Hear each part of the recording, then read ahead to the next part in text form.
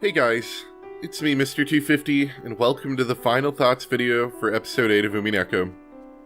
This is going to be over the 8th episode, but it's also a general look over the whole game as far as I can remember it. Hint, not very well, but maybe just a general idea. Also, this is a literal wall of text that is too big to fit on my monitor, so I have to scroll through all of it. So, this one's going to be the longest one yet, though. I would imagine it makes a bit of sense. Additionally, I'd like to point out that I still haven't read any of the manga, or looked up how or who committed the crimes yet, as I wanted to wait until I had done this first. Those things and reactions to them will end up coming after this soon, as in a few days. Let's begin.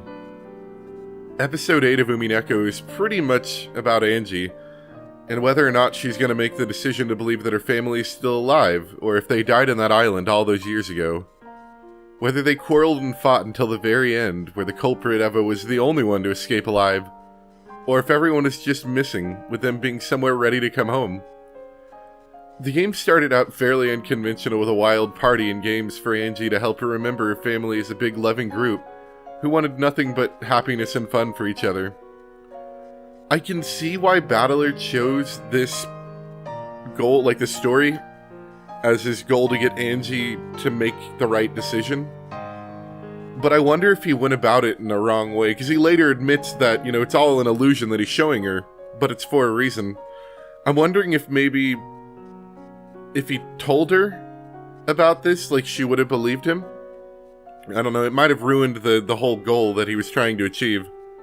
That's kind of what led to the strife in the middle of the story, was Angie distrusting Battler. She thought he was lying to her. Angie's convinced that her brother is lying to her and showing her this to convince her to believe what she totally was. And it turns into a giant battle between mystery and fantasy with the whole gang involved. That was kind of nice, a throwback to everyone else who is from the previous stories. This culminated in the loss of the game board in the Golden Land. Then Angie gets to see what was written in Eva's diary, but finds it to be so horrific that she outright denies it. I wonder, thinking back to the last comment I made about Battler doing this in a way that made Angie distrustful, if this is somehow part of his plan, as it was the turning point where Angie starts to believe in her family again. At this point, Angie had been recovered back to Battler's side. Then they traveled to Bookworld, and Lambda had a huge battle, which was super cool, but then Featherine said it wasn't worth the time to write how she dies, so she just wrote her being dead. Then Battler punches Burn, which is also super cool, and then they get the key. Angie then said she wanted to cheat and everyone is alive again, because why not? I kind of thought that part was a little ridiculous. But then they get the key and Angie gets to make a choice, where she ended up shooting everyone on the boat and had a good ending. Alternatively, Angie decides that her family is really somewhere out there and doesn't shoot everyone on the boat. Many years later, she runs into Battler, who looks remarkably like Kinzo, and they talk a lot about how he feels bad for not meeting her, but also doesn't want to lose himself. I mentioned this while doing the recording, but this is actually a pretty interesting topic.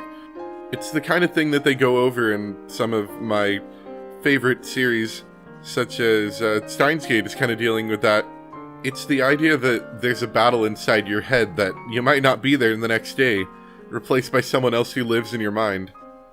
And it's not really something that you put much thought into, unless it's you in that situation, in which case it's kind of a horrifying battle that just occurs all the time, every day.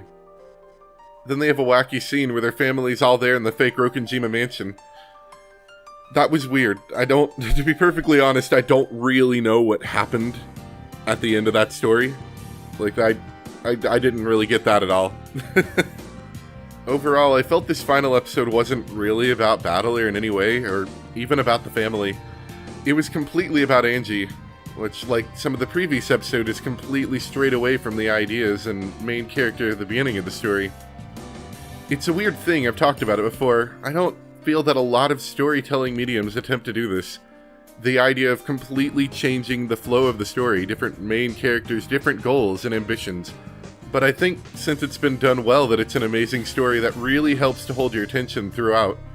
Maybe not every line, or necessarily every 30-minute explanation of something that could have been done in 5, but many times throughout the story, it reminds me of some small degree to 999 and Nier, where the story seemingly starts out as something straightforward, but when you continue through the story it changes, and you continue to dig into it, and discover new points of interest and realize that you had no idea what the story was about.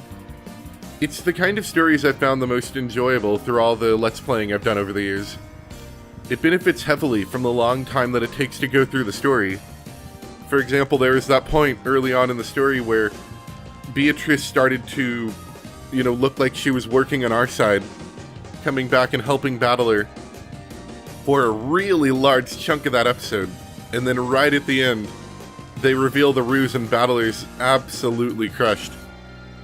It's an interesting thing that I don't think would have worked in a shorter storytelling medium. Any kind of medium where you could have feasibly finished the whole story in, 10 hours or something, like most books. It really wouldn't have worked because in that short of a storytelling time, when somebody who was previously bad becomes good, you're suspicious of them. And indeed, in this story, you're suspicious of them as well. But the thing is the story is so short in comparison that maybe 2 hours later they'll turn on you. And then you're like, I knew that was going to come. Compared to for this, it's 20, 30 hours later that she turned on you.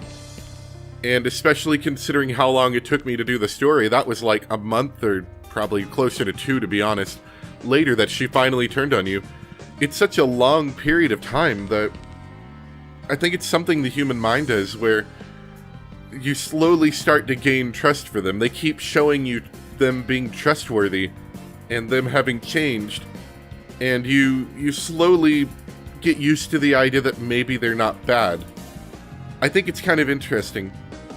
It's something that I really feel like a lot of shorter storytelling mediums just absolutely can't do. It's something closer to real life in that sense, that it's an emotion that you don't really get from any kind of story that's less than the immensely long story of Umineko, in my opinion. That's mostly what I have to say for Chapter 8. It was fairly straightforward. I don't really have a whole lot to say about it, to be honest, so we're going to end up moving on to my thoughts about the story as a whole now. This game has had some of my favorite tracks from any game that I played. You're going to be hearing some from Episode 8, but the whole game was littered with track after track after track of just absolutely great music. It set the mood for the game very heavily in many places, especially the horror sections from the first half of the story. It's definitely something that I think I'll be listening to for a long time. This is a time where I feel really melancholy about this series. On one hand, I've been looking forward to this day, to this point, for a long time. The idea of finishing the series was something that seemed like a never-ending goal at times. Now that I've completed it, though, I kind of feel sad. In the same way when I completed 999 in the first Nier and some other games, that I'm being put into a position that I finished this game and I'll never be able to experience it again in quite the same way. It's kind of funny seeing that there was a point relatively recently where Featherine talked about this, the idea that you can't unlearn a story once you know it. I wonder if that part was put in with the idea that the story the reader was reading was similar to that, it was going to be ending in the same way. I feel like it was. My next paragraph or so is going to be copy-pasted from a PM I answered a few days ago, but I think it fits well here. I was asked what my point of view was concerning the story, just kind of like a general overview. My point of view on the story is, I think that this was something done by a human hand, a human culprit, but it heavily goes to point out that regardless of what people may think happened on the island, it doesn't really matter, as you can't know for sure since you weren't there, and even knowing it won't change anything that actually happened. Even in the face of overwhelming evidence, which there wasn't really much evidence for anything, most of the island was unrecognizable after that explosion, that you can still choose to deny whatever you want because you didn't personally see anything. It makes me think of religion and faith in some ways as something that you have to believe without any concrete direct evidence into. Angie chooses to believe that her family's still alive, and I think she also doesn't think anyone in her family betrayed each other. Which, now that I think about it, is exactly what Battler was trying to do for the first few games, where he did everything he could to deny that anyone in his family could have possibly committed the crime.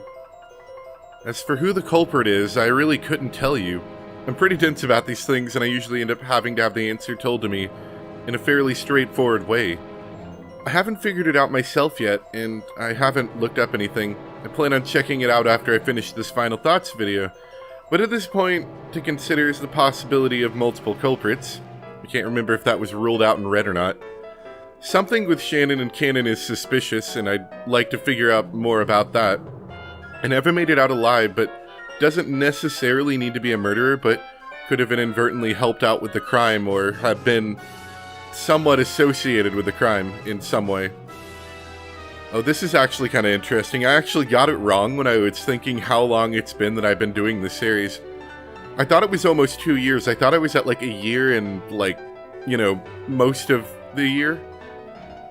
But it's actually longer than that. It's a good bit longer than that. I went and looked it up, and the first uploaded video was from October 20th, 2014. That was 2 years, 7 months, and 22 days from when I ended the series. It's a very long time. It's about a year longer than I thought it was. According to my check, it's also a total of 187 hours and 45 minutes, roughly, of just straight video. That's 7.7 days straight if you were just to sit down and watch it all. Admittedly, it would be possible to go through that in less time than I took, overall uncommented, and if you played for much more time per day, every day. But even still, it's a pretty big undertaking. As for recommending to others this visual novel in the series, I'd probably say no. I've talked about this before, but I'd like to bring it up again, considering it's my last Final Thoughts. It's not that it's bad, it's actually really good, but most of the people I run into I don't think have the patience to complete it. It's a long story, and if you don't have the patience to sit through it all, you're not going to complete it, and you're not going to enjoy it. It's just not going to appeal to you. But on the other hand, if you can handle it, and it's something that you're interested in, then I probably would recommend it. It's a really great story that you just kind of have to have the patience to stick through it all. As usual, if anyone wants to ask anything of me about the series or any questions before I go and start going through the manga and doing reactions to find out the truth, you have about 2 days, I'd say. It might be more if I'm busy, but I can't guarantee more than that. I'm going to give it at least 2 days for people to watch this.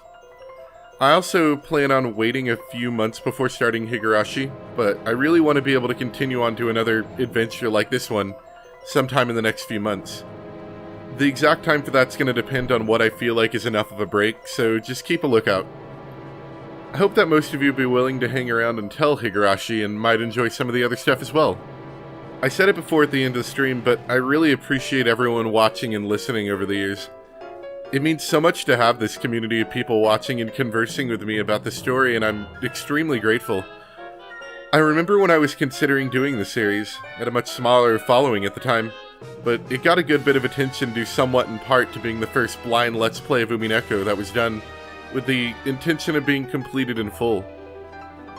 Now it looks like there's others that have started doing blind Let's Plays. I want to say that's probably in part to that Steam release that happened a while ago. It was a fun title while it lasted, being the only person to have done it. It's definitely grown my following over the years, and I'm glad I was able to experience it with all of you guys who really, really enjoy the game as well. There were lots of helpful chat members who gave great information and even game recommendations, like, I think Danganronpa was recommended to me by some of the people here. It's been an unforgettable experience. This is something I just thought of right before I was about to record this, and I stopped and went and wrote it down really quick. Considering that it was October 2014 when I started the series, that was only about 3 to 4 months after I moved into where I'm at, into my apartment. Now finishing it, funnily enough, I'm actually about a month away from moving out again. I'm moving to a bigger place so I can have a separate room for doing Let's Plays in. And also I'm going to be doing some office work that I need an actual office for. I was just thinking about that stupid jump scare video I made with Maria, the one that people seem to like. And I think, if I remember right, that was after I finished a stream, and then I had like some stupid spur of the moment to make that. And it's not going to be here much longer. I mean, the video will, but, you know, me being where I made that video is not going to be here much longer. Well, that's all I've gotten written down. I really can't say enough how great this has been, and I'm really gonna miss it. Hopefully Higurashi provides some of the same feelings of thought-provoking thought when I get to that. I know it's a bit of a different story. I know it's a bit more horror-oriented, but I'm still looking forward to it. Just as long as I get a bit of a break. It's been a long series and I'd like a few months. Anyways, thanks again everyone for watching and listening. I hope to see you for these reaction videos I'm going to be making in a few days. So in the comment for the stream, someone made a really big long list, which I actually appreciate, of what they felt like was important stuff for me to look at. They listed links to the manga and also links to Goldsmith's videos, which are pretty. From what I've heard, they're pretty filling. They got music and edited manga scenes. It's cool, but I kind of feel bad about the idea of capturing and then re-uploading those sections for my reaction video. So I might do something I might look at it and give a reaction to it, or I might read the manga and give a reaction. I might take small sections of the video, but I don't want to post a whole just copied video from them, because that seems really scummy. I'm still thinking about exactly how I'm going to do it. I might record myself watching it and do a reaction that way, and then go in and post scenes from the manga. I just don't like the idea of taking someone else's work unless it's just, small little snippets to add to my own. Anyway, that's literally all I've got. I got nothing else in this paper. This was a really, really, really long text document. But once again, I hope you guys enjoyed. And I'll start going through that list in a couple days. 2 days minimum, but it might be longer depending on... I am starting my new job today, later on, so I might have to take an extra couple days just to cope with all that extra work. So anyway, I hope you guys enjoyed. Thank you very much for watching, listening, and I will see you next time. Bye!